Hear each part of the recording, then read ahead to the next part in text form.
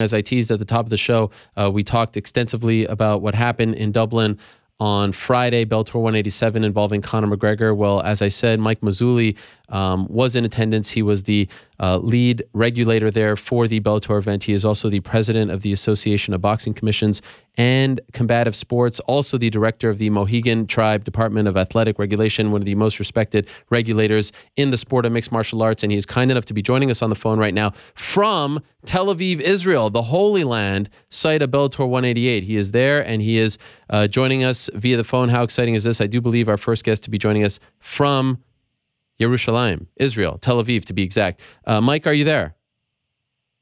I am. Good evening over here, I guess I'd have to say. Yes, this is amazing. I really appreciate you joining us and very much looking forward to hearing your insight. So before we get into Friday night, we take, maybe sometimes I take for granted, just kind of knowing these things off the top of my head, but for the casual fan who may be listening right now, could you explain your position with Bellator when you're at these international events? As I said, president of the ABC, also, the head of the Mohegan Tribe Department of Athletic Regulation. But what are you doing when you're at a Bellator event internationally? What is your role? Well, it's quite interesting. Actually, over the years, I've also regulated a lot of shows within tribal land and then in the United States. Basically, what it is whenever there's an event overseas or on tribal land that does not have a commission, they ask me to come out and assist. Of course, at the end of the day, it's always about safety of the fighter and make sure it's fair. So I've been doing this for Bellator before Viacom owned it. I was doing it for many, many years. So it's just a continuation of regulating for Bellator as well as tribal land. Like I said, I go all over the U.S. to help tribes form their commissions and also regulate. So I've been doing it for, I've been in the business for 21 years. We started back in 2001 with MMA. And a lot of people aren't familiar with it, but MMA was first licensed in Nevada. Mark Redman, who I learned a lot from, in New Jersey and at Mohegan. So the Mohegan Athletic Department. So I was one of the individuals that actually sat in a room and helped write the unified rules. So I'm getting old. Been in the business a while. Where were you on Friday night when Charlie Ward was fighting John Redmond? I was regulating the event right there in Dublin, Ireland. So you were cage side? You're sitting cage side? Absolutely. Actually, when I oversee events overseas for Bellator or any other promotion that asks me, I'm the one that hires the officials. I hired Mark Goddard, Brian Miner, and all the officials that are working that night. Okay. I do that myself. What are you thinking when you see Conor McGregor jump over the cage and run into the cage and celebrate with his friend Charlie Ward? Initially, what are you thinking when you're seeing all this unfold? Well, first and foremost, that round was an amazing round. The bell, Mr. Goddard breaks the fighters up, and all of a sudden, Mr. McGregor takes it upon himself to jump into the cage. First and foremost, safety is the most important for the fighters that are down.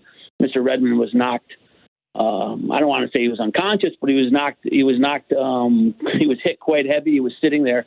The first thing I wanted to do is inspect him and get Mr. McGregor and his crew out of the cage. So that's what we did.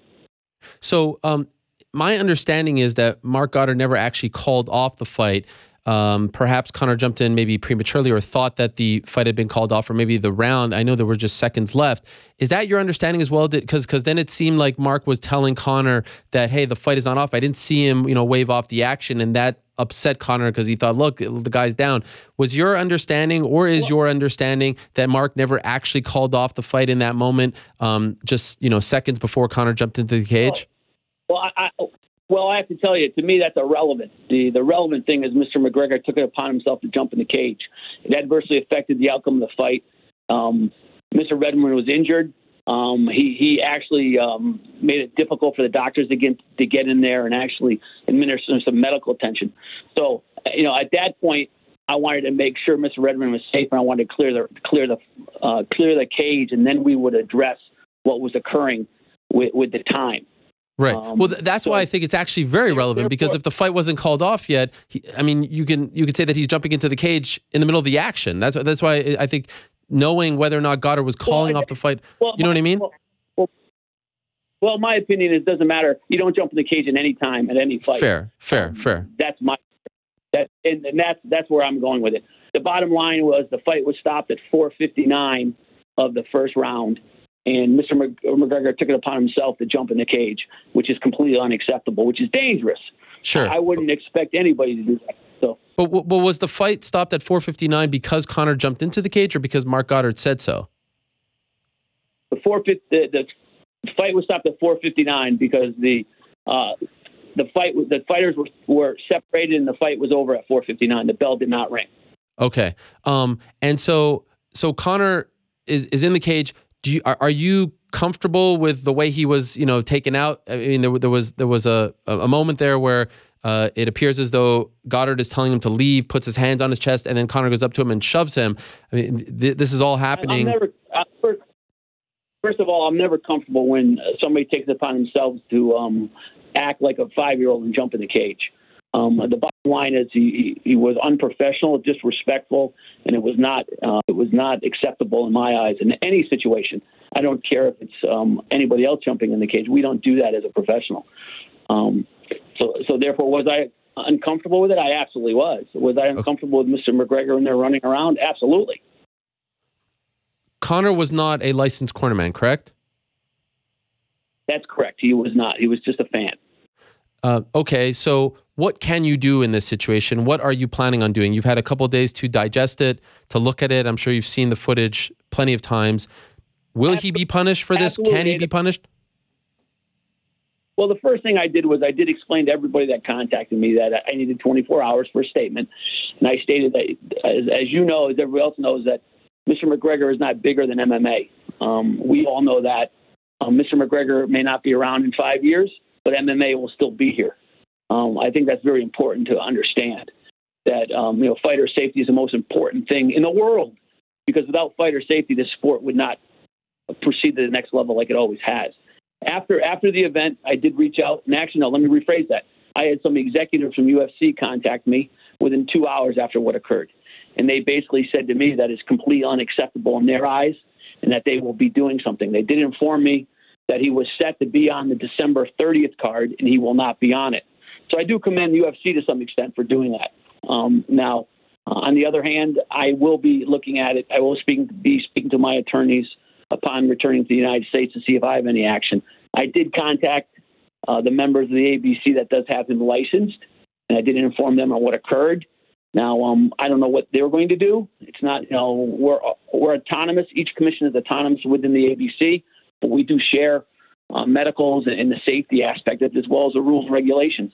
So we will see what's going to happen with Mr. McGregor concerning myself. But, like I said, the UFC was very, very adamant about it's unacceptable.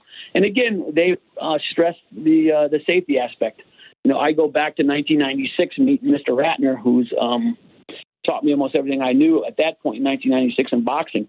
So Mark and I have a great relationship. And like I said, they're not happy at all with him, which makes me feel good, but I also want to know what they're going to do about it.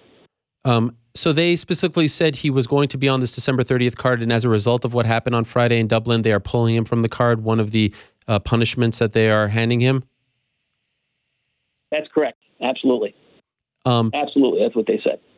So did you speak? So to the best of my knowledge, at least as of this year is concerned, he is licensed to fight in the state of Nevada because he just fought in the state of Nevada. Did you speak to the Nevada Athletic Commission? That's my understanding. Yes, I did. I did speak to Mr. Bennett. I explained what occurred. He said, thank you very much. And that was the extent of the conversation. I will have a longer conversation, a more in-depth conversation when I get back to the States, as well as with Kim Stumpler, the commissioner in New York. I did speak with her as well. She, of course, listen, they don't live under a railroad bridge. They hear all this stuff just as everybody else does. So, I will address it with her as well as when I get back. But again, I want to say that I may not be done with what I'm going to be doing. I need to speak to my attorneys and see what recourse I have on my end. Okay. What would you like to do? Could you tell us that? What is appropriate in your opinion? Let me tell you this.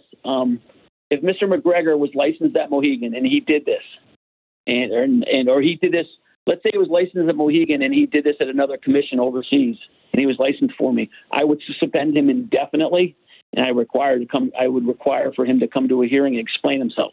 Again, I go back to the safety of the fighter. At the end of the day, Mr. Redmond was down. He was unconscious. He was dizzy. And we were unable to provide medical attention to him because he had to dance around that cage and push Mr. Goddard, assault Mr. Goddard, as well as one of the Bellator employees. That's completely and totally unacceptable. I wouldn't even allow somebody in the audience to do that. Now, after he assaulted one of the Bellator individuals, one of the Bellator employees, he disappeared. He was removed. He went outside. My concern is what's occurring in the cage. My concern isn't what's occurring outside on the streets. So again, I'm a policy guy. I write policy. I follow policy. And I don't care if you're a kid that has his first pro debut or if you're Conor McGregor. You follow policy and you follow to the T. And if you don't, you're in fault, and you have the right to be sanctioned. Would it be fair to say that if any of these commissioners asked you, all right, Mr. Mazzulli, what would you do in this situation? You would then suggest to them to suspend them indefinitely? I would suggest, I would give them my suggestions. Of course, my suggestion, what do I do at Mohegan? Absolutely, 100%. We can take it to the grave. That if Mr. Conor was licensed at Mohegan and he did that, because we do have an unsportsmanlike conduct clause in my rules and regulations, I would adhere to my rules and regulations. And like I said, it's not just Mr. McGregor. It's anybody that does that I hear. There's numerous local fighters that I've suspended. I've fined individuals for jumping on the cage. The policy is you don't jump on the cage. You jump on the cage, you're going to get fined. And I did this last fight. I fined Mr. McGee, AJ, for another one I really I hold dear to my heart is flicking people off in the stands. No one wants to see that on TV. My children are home watching MMA. They don't want to see that. It's unacceptable. So I fined him in Dublin for what he did. And I explained to him at the weigh-ins, I tell you guys this, at the rules meeting, this is what I say to you, just like unsportsmanlike conduct. That's an unsportsmanlike conduct violation, and it's unacceptable. And so, again, I'm a policy and a rules guy, and if you break the rules, you got to pay. Considering Conor wasn't a licensed cornerman, isn't licensed at Mohegan, is there a chance that nothing will happen, that you just won't be able to do anything and this will just kind of go away? I have to say, I'm gonna go out on a limb and say no. I'm gonna go out on a limb and say, you know what, UFC is going to sanction him. There's no doubt. They already did. They already removed him from the December 30th fight. So they already sanctioned him. And so they did hit him with a he's not going to be making any more money this year. And I commend UFC for that. You know what I mean? I really do. I don't know how long you can go, how many things can happen within a month and that nothing happened to him. You know what occurred over in Poland. Everybody knows that. So I commend UFC, and I think more promoters should be more proactive on something like this, having a stance. What is your stance on touching an official? Because we've seen some situations with Jason High in New Mexico. We saw Roy Nelson with Big John McCarthy in Brazil. We saw, a situation with, we've seen it a couple of times. Your stance on it, and this one's a little different because it's not an actual, fighter in the fight touching an official, but it's still a very known fighter, the most well-known guy, clearly putting his hands. There's a difference between suspending indefinitely and saying, okay, this is a 1-year punishment, no ifs, ands, or buts. Do you have a stance on, what punishment should be levied when you're touching an official? Oh, absolutely. I mean, there's no gray area when it comes to touching an official. I think UFC has stated that in the past as well. There's zero gray area when it comes to touching an official. You don't touch you touch official in the National Football League and you get a couple of game suspension, if I recall correctly. In a couple of weeks ago, it happened. So there's a zero tolerance for that, and that's why I say, you know what, when you're a professional at that level, you have to handle yourself as a professional. Because there's a lot of people that are looking up to you and respecting you as an individual, as a fighter. But don't get me wrong, Conor McGregor is a great, great fighter. I've watched every single fight of his, and that's what I do. This is my job. But when it comes to what he did to Mr. Goddard and Michael Johnson, what would possess somebody to do that? Like I said, if he was at Mohegan, I guarantee you the Mohegan Tribe Police Department would be removing Mr. Conor. There's no doubt in my mind. Do you think the other commissions are going to weigh in on this? Because, often in MMA, we've seen situations where, for example, the Nevada Athletic Commission suspends someone for a year, fighter cannot fight in North America. Do you think in a situation like this, again, because he wasn't, actually competing, he's a spectator, how do you think that your colleagues, if you will, because we've also seen that the commissions in America sometimes aren't always on a unified front. What do you think that they will do? Because let's be real, Conor does bring a lot of money to the table. He is a very lucrative fighter. He'd bring a lot of money to any state. Yeah, I really don't want to comment on what Nevada's going to do. All I know is UFC stated that they will do something. Okay. I'm very happy about. I spoke to Bobby, I spoke to Bob Bennett, I spoke to Kim Sumpler. I explained to them what both occurred. They have rules and policies they have to follow as well. So my assumption is they're going to look at it very closely and do what they think is necessary. Again, I want to state that if he was at Mohegan, there's no doubt in my mind he would be suspended and he would be fined and he would not be fighting at Mohegan for a minimum of 6 months, no doubt. Have you had Especially a chance? with the fact that he touched it. Right. Especially the fact that he touched the official. Yeah, and that's actually my next question. I'm sure you've talked to Mark Goddard, but I'm just curious, how extensive was that conversation? I've asked to speak to him, and he politely declined, and he's someone who we all hold in, I think, very high regard, most of us at least. I think he's one of the best officials in the game, certainly up there with Big John and Herb Dean. I'm just wondering if you have any insight as to what he would like to see done in this situation. I've spoken to Mark. I explained to Mark. To me, Mark is one of the top 4 or 5 referees in the country, and I use all the best, as you probably know. He is a professional. He's an excellent referee. I wouldn't wish that upon anybody. Mark basically said to me afterwards, he's like, Mike, I knew Conor when he was coming up. I knew when he was fighting the local scene. I don't understand what got into him. And I said to Mark, Mark, you know what?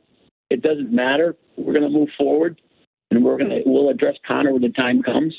And let's just move forward, and let's worry about fighter safety. And that's the biggest thing. Again, I go back to fighter safety. I mean, people always say, Mazzulli, all these medicals required by Mazzulli at Mohegan. It's just so excessive. It's not excessive. So what it does is it saves lives. And, somebody jumping in the cage and adversely affecting an individual for getting medical attention is not right. And for an individual to be that level of a MMA fighter and being so respected throughout the whole world, that is even worse, because there's kids out there wanting to be a Conor McGregor, wanting to be a champ in the UFC, wanting to be a champ in Bellator. And Mr. Ward and Mr. Redmond want to be a champ in both those organizations, and they weren't afforded. He took away the win for Mr. Ward, because no one's talking about that. Mr. Ward was actually on the cards. Mr. Ward was behind on the cards. I asked after every fight, I have a post-fight meeting, and I talk to my officials, and we go over every single round. And they all said, before that punch, Mr. Ward was losing in my eyes, in my head, my computer in my mind, until he knocked him out with 4 minutes and 59 seconds into the round. He took that away from Mr. Ward as a winner. Now no one talks about that fight. No one talks about the 3 fights afterwards that were excellent. It's all about Conor McGregor, and that's what bothers me most, because you have these kids out there that are working hard to be a Conor McGregor, and that's how the only thing that people remember of Dublin is Conor McGregor jumping in the cage. 2 last quick things before I let you go, Mike. And again, thank you so much for being on with us from Tel Aviv. You said that you've been doing this for a very long time, one of the pioneers as far as regulation is concerned. Just curious, have you ever seen a situation like this before? Famous fighter, not licensed, spectator, jumps in. So, I mean, I know it's very unique, but I'm just curious, is there a precedent here? Listen, this is 100% is a precedent. 100%. Have I had crazy fans jump into the cage and after decisions made? Absolutely. I don't even think I've had a fan jump into the cage on a small show at Mohegan that during a fight. That's never happened before. Never happened before. I think sometimes people believe they're bigger than they really are, bigger than the sport, and it's got to be understood that no one's bigger than MMA. It's the fastest growing sport in the world, as everybody knows. What's the precedent? What's the other time that this has happened? Because obviously a fan is different than a fighter. You can't really sanction a fan. No. This is precedent. Absolutely, he said it. Oh, okay. I'm sorry. Gotcha. Yeah. I misunderstood. I've had a fan jump in. Yeah, no, I've had a fan jump in, but this is precedent. This is something that's never happened before. And like I said, I sat there and I'm like, I got to admit, I sat there and I said, geez, this is crap, and I got in the cage and somebody said they didn't even see me in the cage. No, because I was over near the fighter making sure Redmond was all right. I know Mr. Goddard got pushed when he was over near Redmond. He went back to see if Mr. Redmond was all right. And that's when the melee started with Conor and him. So, okay. I don't understand what was going through his, and that's not for me to decide. Right. And lastly for you, so you're in Tel Aviv for Bellator 188. That happens at the end of this week. So what basically the timeline when you're going to look at this seriously and try to decide what, if anything, you're going to do, will that happen after Bellator 188? And what kind of a timeline are we looking at? Well, that's interesting because, I get back on Friday afternoon. I go to my son's football game. I'm going to plug Elon University down there. All right. And James Madison, that's #1 FCS. And then Monday I go up to Massachusetts to speak to the Mass Athletic Commission. So I'll be back in the office on Tuesday.